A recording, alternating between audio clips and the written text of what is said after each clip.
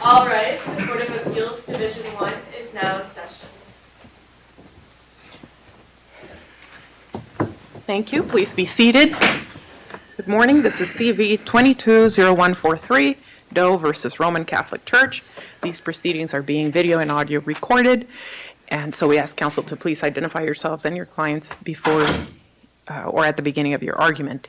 As you know, each side will have 20 minutes.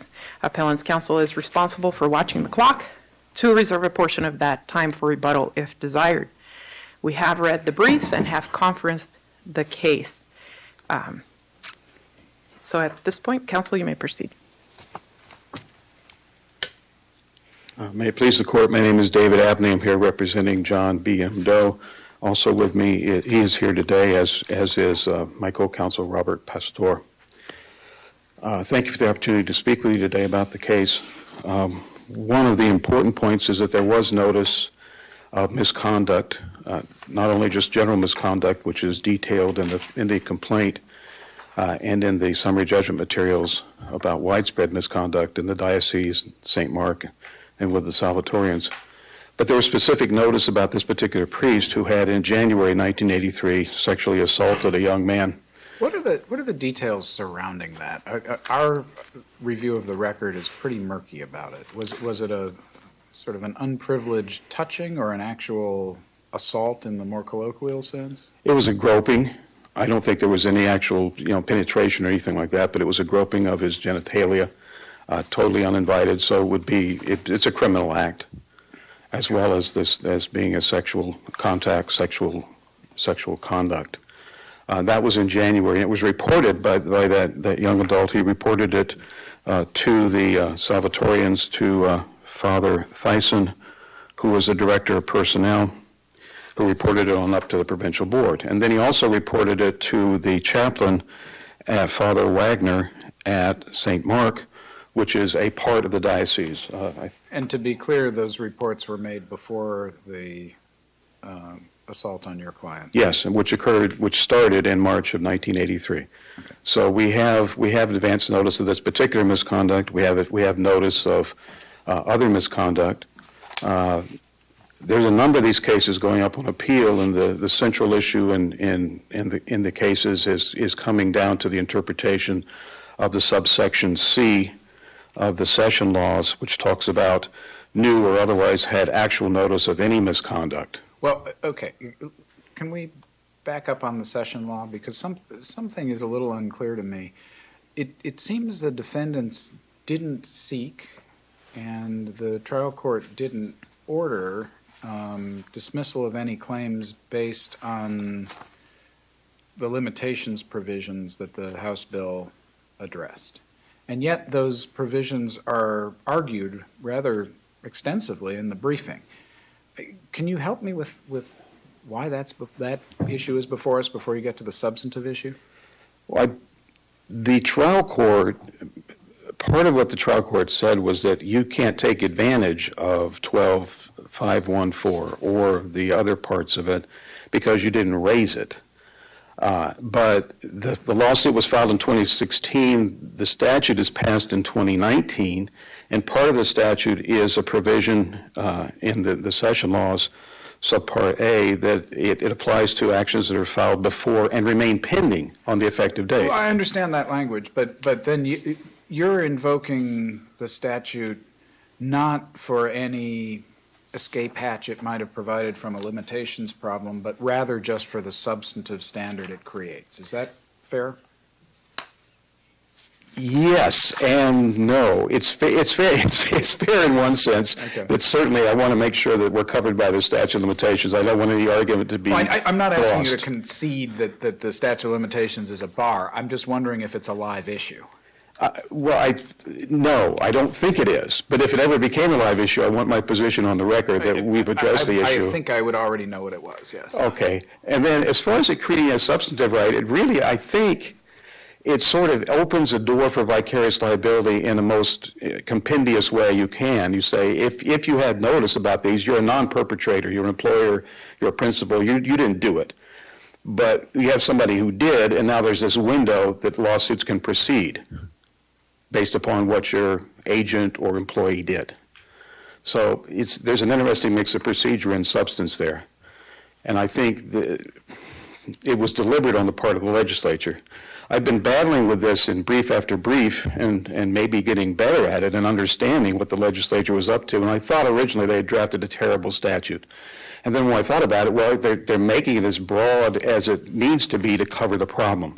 That if you are in charge, you're the employer, you're the principal, and you know that there's misconduct going on, that you're going to be liable if one of your people does these sorts of things, then, and the lawsuit is timely filed, you're going to be liable. I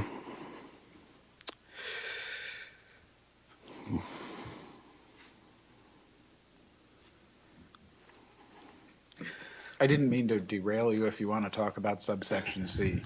No, I'm happy to talk about it if you're happy. But if I'm not so much derailed as I'm just thinking, well, that sort of covers a lot of ground if we don't have to worry too much about the statute. The motion for new trial problem is something I suppose I should address. Counsel, so you just said the church, so they had notice, they knew that misconduct was going on based on the music minister's report. Can you flesh that issue out for me? So is it your position that the fact that there was misconduct at all, even though it had to do with an adult at the time, that was enough to give them notice about this individual? Because the behavior we were talking about, reported adult behavior, and admittedly, this was an older teenager, but he was still an adult. Right. So how was that sufficient to give them notice that this could occur with a child? By itself, it should be sufficient, provides an inference that a priest who is willing to attack a young adult, sexually assault a young adult, with all the consequences that would come for that, violation of the oath of celibacy and violation of all your priestly duties, plus criminal charges and public shame. Somebody is willing to do that. There's a reasonable inference, and that sort of misconduct could translate to abusing children who can't defend themselves as well as this young man did, who fought off the attack, and that was the end of it. The child did not fight off the attack, could not fight off the attack. He's overwhelmed psychologically by the priest and. But why is there a reasonable inference that type of behavior towards an adult could also sort of run off into sexual behavior towards children? Well, there's really...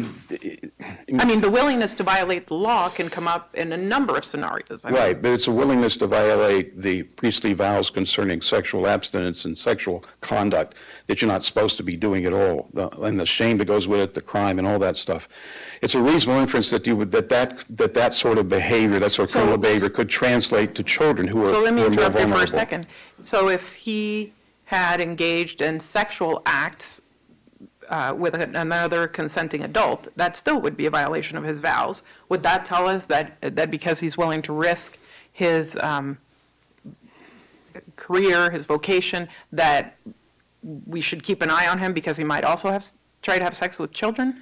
Possibly, but we're not dealing with that with a consent. We're dealing with an attack. We're dealing with an assault. And there, I think the mix is much more powerful. Acts between consenting adults are normally not acts of violence and power and control. Sometimes they are, sometimes they're not. 50 Shades of Grey, for instance, who knows where you go with that. But as far as a sexual attack in general, this kind of crime is a crime of power. You want to exercise power over somebody who can't really resist you. And he chose a young adult in January 1983.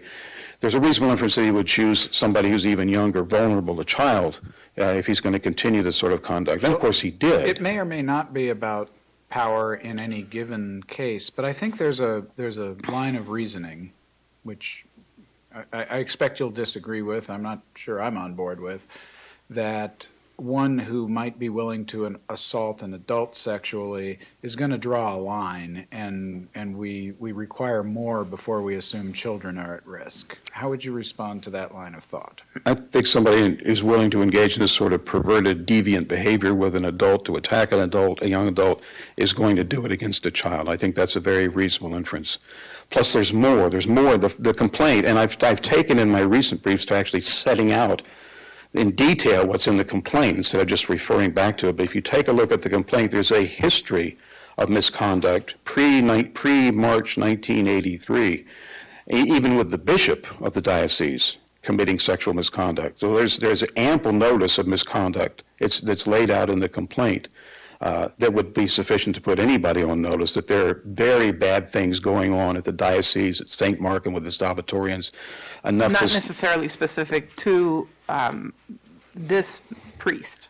No, not necessarily specific to this But particular generally. priest. But I believe that a reasonable interpretation of the statute is when it talks about any misconduct, and it uses the adjectives that it uses, the articles that it uses, any misconduct, that it's referring to broadly to what is going on in your institution at the time and before this particular assault. What's going on in your institution, and what's going on is a sewer of sexual abuse against children. But didn't that And they knew information about come it. to light later?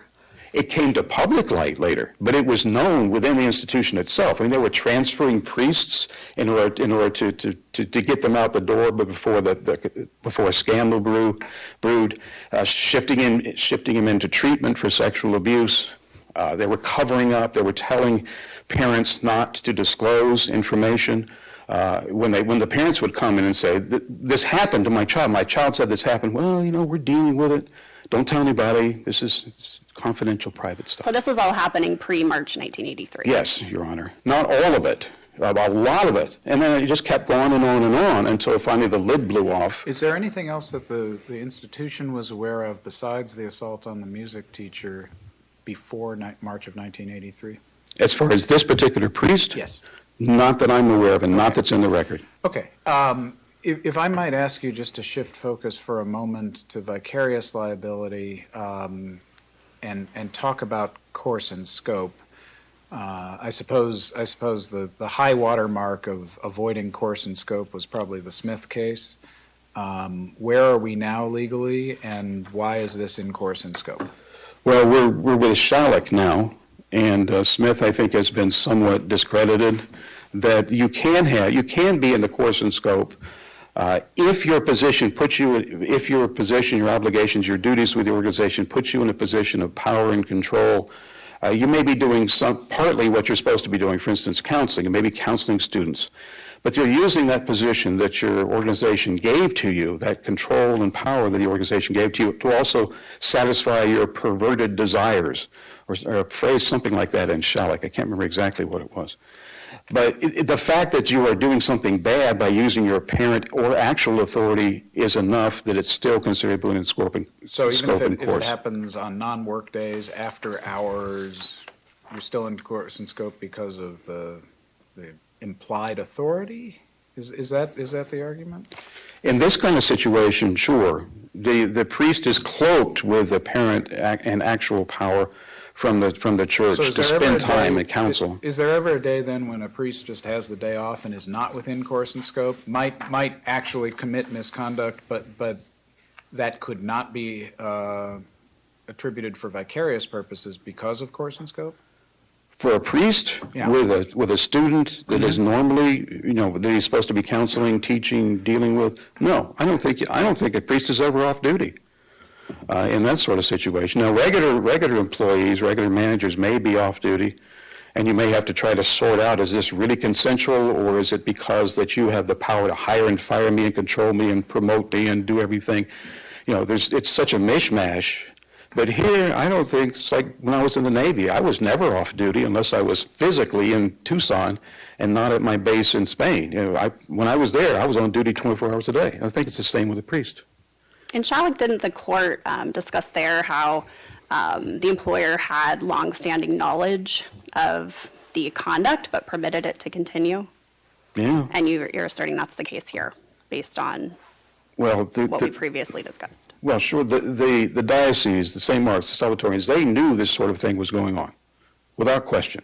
And by January 1983, as in regard to this specific priest, they knew they had a big problem and did nothing. If they had acted promptly and taken effective action, this child would have never undergone what this child underwent. It wouldn't have happened. So it's.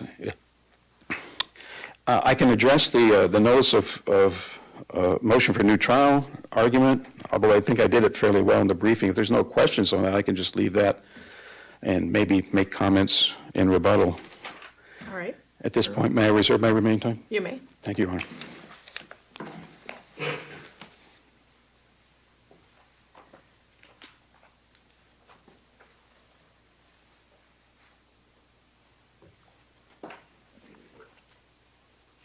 Morning, Your Honors, and may it please the Court, John Gray with Louis Roca Rothgerber Christie on behalf of the Roman Catholic Church of the Diocese of Phoenix and St. Mark Roman Catholic Parish, Phoenix, which are known as the diocese defendants. Your Honors, I would like to reserve and allocate 10 minutes of my time this morning for Mr. Fleischman to argue on behalf of his client, the Society of the Divine Savior USA Province, also known as the Salvatorians. For my portion of the argument, I would like to address 3 reasons why this court should affirm the trial court's grant of summary judgment in favor of the diocese defendants. First, the trial court was exactly correct in concluding, based on Arizona law and the overwhelming majority of cases from other jurisdictions, that the diocese defendants cannot be held vicariously liable for criminal acts committed by Dennis Pecor in 1983, which were motivated solely by Pecor's own interests and could not have furthered the interests of the diocese defendants in any way.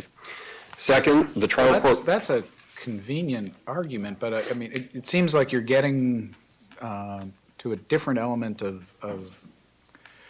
vicarious liability than course and scope. Taken to its extreme, the way you laid that out, no employer benefits from the torts of an employee, or very rarely does an employer benefit from the torts of an employee. A trucking company doesn't benefit from a driver driving drunk. Yet they're vicariously liable. The people are not employed to commit torts. So saying that this is just outside what we expected and wanted seems an incomplete argument against the doctrine of vicarious liability.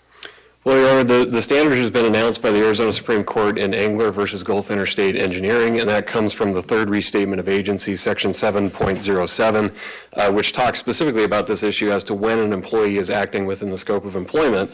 And the standard that I just announced is the exact standard that comes from those 2 authorities. And it says an employee's act is not within the scope of employment when it occurs within an independent course of conduct not intended by the employee to serve any purpose of the employer. Well, did the employer here intend for this pastor to be counseling children? Well, Your Honor, you have to look at the tort itself. No, I'm asking a question. I'd like an answer to it. Well, it also depends on which employer you're talking about. There's no evidence in the record. Your client. Well, my client was not the employer here. Assuming for the moment that there was a joint venture and that your client was in the mix, can you answer the question then? Well, even there, even if we assume that my client was the employer for some purposes, it had no involvement in the decision to have Pecor counseling children. No, but it also did, but also him counseling children was not outside the scope of his duties. I mean, the way to argue it from your side is as you're doing. I understand. The way to argue it from the plaintiff's side would go along the lines of, I was exposed to this individual because the institution held him out to me as somebody to whom I should go for counseling.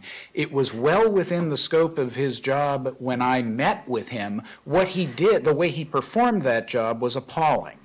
That would be the plaintiff's argument, and I understand yours, but why aren't both of those arguments that reasonable people could adopt leading to a jury question?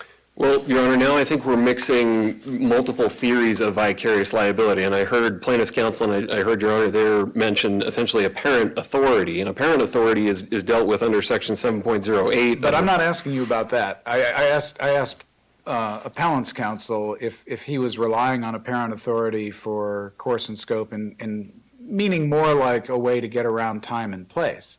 But I'm asking you now about the purpose of the employment.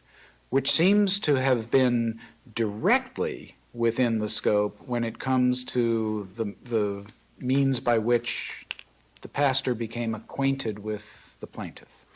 And certainly, Your Honor, certain things that any employee does do come within the scope, but what Engler teaches us and what the third restatement teaches is that you have to look to the tort itself. So the example I think that is key from the third restatement, section 7.07, is the truck driver who leans out the window and shoots a neighboring vehicle while driving. There's no question that the act of driving is within the course of the truck driver's employment. The question is whether the tort itself, meaning the act of shooting, is within the scope of employment. And the act of shooting, as the third restatement says, and as Engler adopts, is not within the scope of employment because it's not done to further the interests of the employer.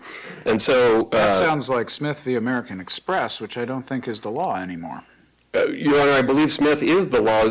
So Shalleck only limited Smith to the extent that Smith held that an employer can never be vicariously liable for an intentional tort of any kind. Okay. Shalleck is a different situation. It provides the only exception that we know of to the situation that Smith was talking about, and that situation in Shalleck was an employee committing a tort against another employee. And again, the third restatement deals with this specifically, and again, the Arizona Supreme Court in Engler has adopted the third restatement specifically. But the third restatement says that it does not deal with the situation of an employee committing a tort against another employee. That's actually a separate situation. So Shalleck is limited to that situation, okay. And then Engler says, other than that situation, which is a limited exception to the general rule, the general rule is the rule that was stated in Smith, which is the same as the rule that's stated in the third restatement. So if we adopt your argument then, the West head note could very well correctly read, employers in Arizona are not vicariously liable for sexual assaults committed by their employees. Flat out. Right? I mean, that should actually be what we write as the conclusion of our opinion, according to you. I think that could be an accurate statement because sexual assault is never something that would be in furtherance of an employer's interests, and that is the test that Engler has announced, and that's the test that comes from the third restatement. Wow, that'll reduce insurance rates if that's the case. I mean, that's a pretty dramatic statement, that there's just no vicarious liability for sexual assault, no matter how the parties come together.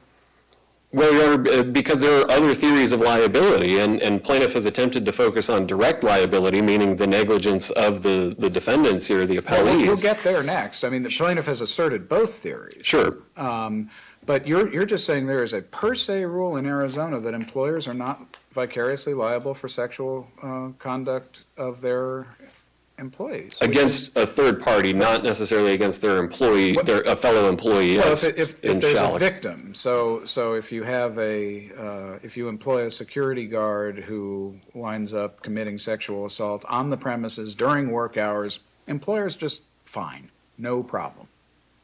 Is that what you're saying?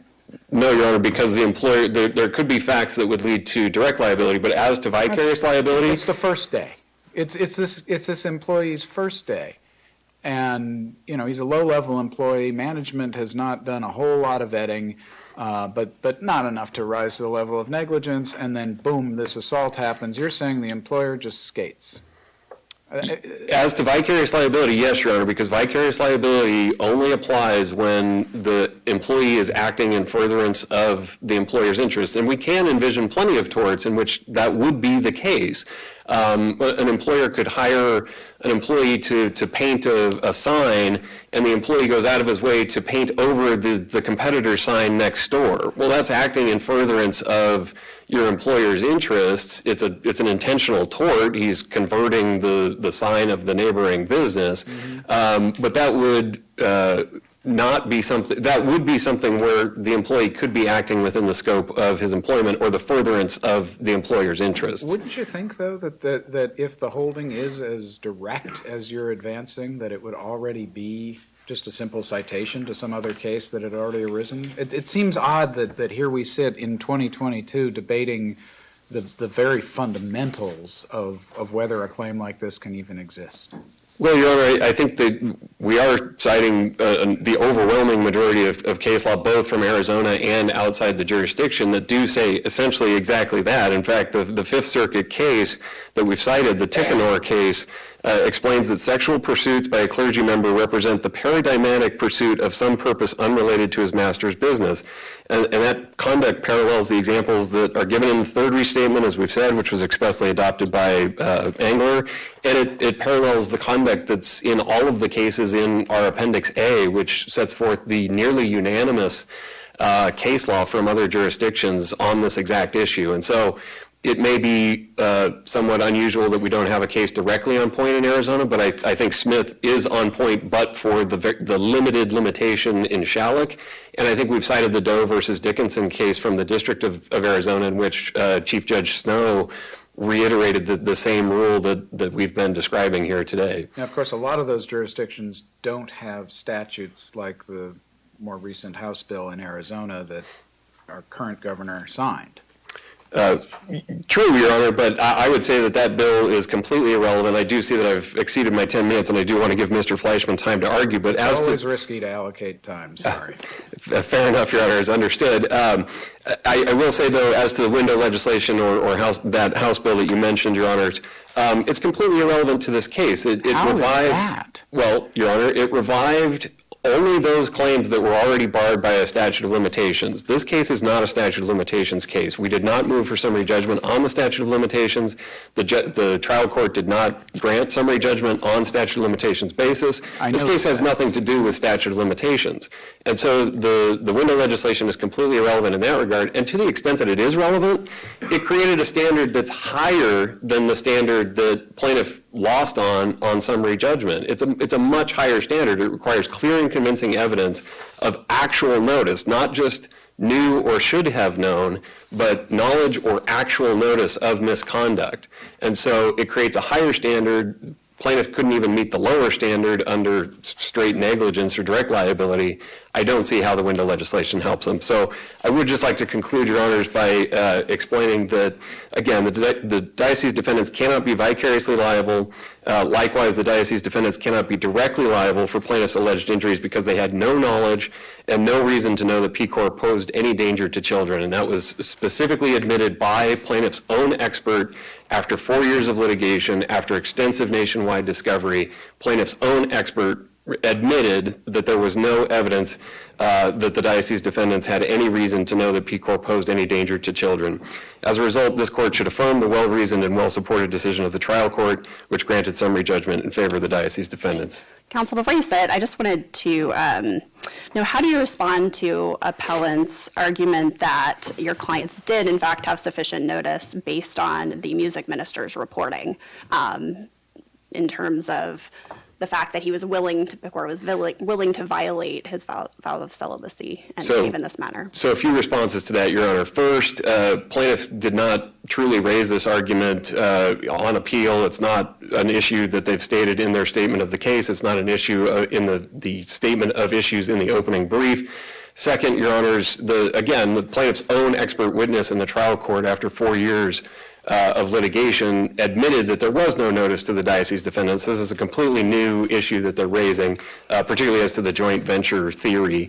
And on top of that, as the trial court correctly found, the evidence on this issue was both clearly insufficient, and even if you accept the idea that this report from an adult music teacher was made at some point to the diocese defendants, which it was not, even if you accept that argument, there's no reasonable inference that report, which was just an oral report to certain members of the Salvatorians, would have put anybody on notice of any sort of proclivity of PCOR to abuse children. That's just not a reasonable inference. And again, yet again, plaintiff's own expert admitted that that's not a reasonable inference. Adult homosexual conduct does not lead to child abuse. In fairness, I mean, you say rather passionately in your brief that it's offensive to suggest that adult homosexual conduct gives rise to an inference, and stated the way you say it, I would agree with you. But this is adult involuntary sexual conduct. This is assaultive conduct. It has nothing to do with whether the victim is male or female. It has to do with whether the victim consented to being touched in that manner. And so I take issue with your characterization of the inference we're being asked to draw. Well, Your Honor, plaintiff characterizes this as an assault, but as he admitted in oral argument, it's unclear from the record whether it was actually an assault. The report simply indicates that it was an attempted assault from P-Court to Mr. Mendeville. If that happened and he said no. I imagine there would be a serious discussion among management about potential liability. If one of your employees did that to somebody during work hours, I expect that it might be taken more seriously than you're arguing we should take it. Well, that may be the case as to current employers in the current environment who have full notice, but the diocese defendants did not have any notice as admitted by plaintiff's own expert in 1983. I'll let Mr. Fleischman talk to the Salvatorians. Things weren't exactly sunshine and light in the diocese in 1983. They had a lot of notice that there were a lot of problems, and they had some notice as to this priest. Your Honor, the record reflects that they did not have any notice as to this priest. That is absolutely clear from the record. It's plaintiff's own expert admitted that repeatedly. I can go through the citations. The event with the music teacher was not reported before March of 1983? It was not reported to the diocese defendants at all until 2016. But it was reported to those who are argued to be joint venturers with the diocese defendants. If we accept the joint venture theory, but that argument was not raised before the trial court did not have an opportunity to address that issue. And honestly, the plaintiff's counsel points to allegations in the complaint about common agents, but common agents do not make a joint venture, and allegations in a complaint are not evidence for purposes of summary judgment. They're allegations in a complaint. And I'm sorry to bounce around, and I know you want to give away your time, but it's more important to me that we get the information we need to decide the case correctly. In Engler, I'm looking at the language in Engler that addresses the restatement, and it lists the factors for course and scope and actual control that seem to be arguably met here, right? Whether the act was the kind the employee was hired to perform. Well, he was hired to counsel children. Commonly done by the employee, that was his job. Occurred within the employee's working hours. I suppose we could argue about what those were, but it's hard to argue to the point of summary judgment that he was outside his working hours. And furthered the employee's purpose or fell outside the employer's enterprise. Well, that's, I think, what you're relying on. But you have most of those factors pretty clearly established, and one that's debatable by reasonable people. How does that get you to summary judgment? Well, again, Your Honor, you have to look at the tort, not the general context in which the tort occurs. So I would go right back to the third restatement's example of the truck driver shooting a passing car. It's not the act of driving the truck that matters. It's not P-Corps' counseling of plaintiff that matters. That's the context in which the tort occurred, but that's not the tort. The tort is the sexual abuse. The tort is reaching out the truck driver's window and shooting the passing car. The tort is not within the scope of employment. Again, we can envision torts that are within the scope of employment, but this type of tort, when it's an intentional tort and it's not intended by the employee to serve any purpose of the employer, the third restatement says that is not within the scope of employment. And I think that's pretty clear not only from the third restatement, but from Engler and all of the case law that we've cited in Appendix A, which is overwhelming. It's nearly unanimous, as we identified in our brief and as Chief Judge Snow said in the Dickinson case. So with that, Your Honor, I appreciate the questions. Thank you for your time, and I will defer to Mr. Fleischman on the remainder.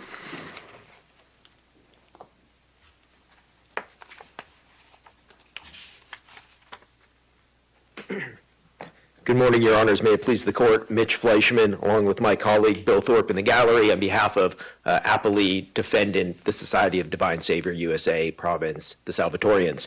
Given my limited time, I'd like to focus on what really is the clearest dispositive issue in favor of my client, and that is the lack of this Court's jurisdiction to hear this appeal with respect to the Salvatorians. The Salvatorians obtained at the trial court a Rule 54B judgment declared as a final and appealable judgment on August 26, 2021. The diocese defendants subsequently obtained a separate Rule 54B judgment on August 30th, 2021. Arizona Rule of Civil Appellate Procedure 9A and 9E clearly establish that the time frame to file a notice of appeal is within 30 days of a final judgment, subject to tolling of based upon a properly and timely filed motion for new trial. A timely and properly filed motion for new trial must be filed within 15 days of a judgment. Applied to this case, plaintiff's time frame to file a motion for new trial with respect to the Salvatorians' Rule 54B judgment was September 10th, 2021. It was not filed on September 10th or 11th or 12th or 13th, but rather was filed on September 14th, 2021. Plaintiffs admit that date of filing and offered no excuse or other reason or rationale for it. Because that motion was not filed within the 15 days required by Rule 59, Arizona Rules of Civil Procedure 59, the time frame to file the appeal was not tolled. Accordingly, the notice of appeal had to be filed on September 25th, 2021, and it was not until January 28th, 2022, and therefore this court lacks jurisdiction. I see that my time is over. Thank you. You Thank get you. the prize for efficient use of time. Exactly my thoughts on that.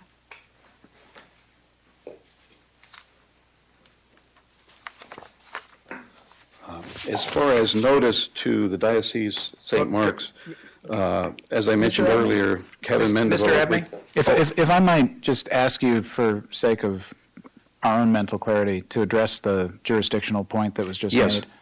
The notice of appeal was timely under ARS Section 12-2101A5A, which supersedes any rule to the contrary. The case law has been consistent since the 1920s, maybe earlier, that the legislature controls how you handle an appeal. If there's any conflict between what the legislature's put into statute and what appears in a rule, the legislature controls. And Well, if the Supreme Court made the time 40 days instead of 30 days, would that offend any legislation? No, I don't think so. Which is why I take issue with even calling this jurisdiction. But it does go to our authority to hear the appeal. I don't see Right. that the legislature attempted to expand the time for any necessary procedural event under either the civil rules or the appellate rules, and I'm also not sure that it has that constitutional authority. So would you concede that if the statute doesn't save you, there's a problem with our authority to hear the case against these defendants? I am arranging furniture on the Titanic if the statute doesn't rescue the day, but I think it does. If you take a look at its plain words, it says that you get to file an appeal from an order refusing a new trial. But it doesn't say when. No, So it doesn't say when. presumably, if one did that from an appeal that was decided in 1972, there might be a problem. I think there would be. But here, we had I wrote this down here. We had the ruling on the motion for new trial on December 30, 2021, and then a notice of appeal on January 28, 2022. And that's within the 30 days, and we're allowed to file the notice of appeal under the statute, which specifies that you may appeal to the Court of Appeals from an order refusing a new trial. Okay. And Well, so the statute, I think, rescues the day, and if not, heaven help me. All right. Let me let you proceed with what you had intended to say. All right, just a few comments.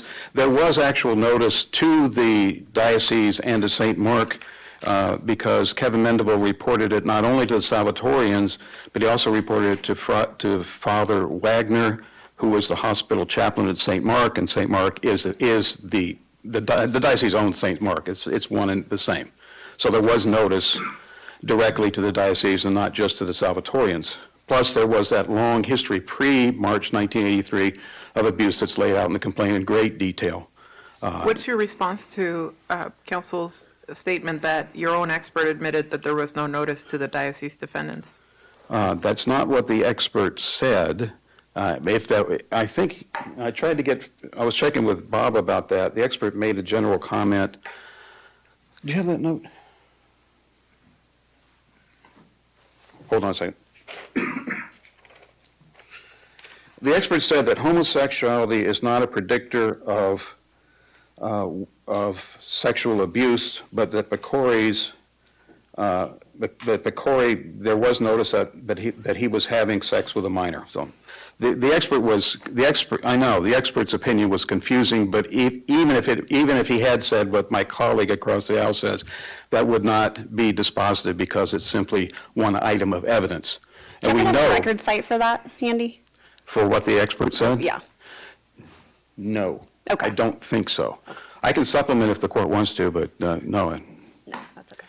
Anyway, fully on the expert is my basic answer to that, because we have evidence of notice directly to the Salvatorians and to the church through St. Mark. As far as Smith, Shalleck at page 256 has this to say about Smith. The language of Smith standing alone would mean that an employer is never vicariously liable for an intentional tort. We believe this sweeps much too broadly, and it does. And at the end, toward the end of the Shalleck opinion, indeed throughout the Shalleck opinion, which dealt with a supervisor who was groping, mishandling, and eventually raping the subordinates, the court specified on page 262 that under the common law, an employer is also liable for employee's wrongful acts, even if those acts are not committed within the actual scope of employment, if the employee uses his apparent authority to accomplish the wrongful acts and so is acting within the apparent scope of employment. Further, under the common law, supervisor's use of actual or apparent authority of position gives rise to the employer's liability under a theory of respondeat superior. And here you had, in Shalleck, you had this supervisor who had people under his control, just as the priest had this child under his control, and he was using that authority to commit sexual acts against them completely without their consent and only to gratify his aberrant desires, which is the same thing that Father Pecori was doing. If there's no further questions? No. Thank you once again. Thank you, counsel. We appreciate all of your arguments, your briefing as well. The matter is now taken under advisement, and we will issue a written decision in due course. We are now adjourned.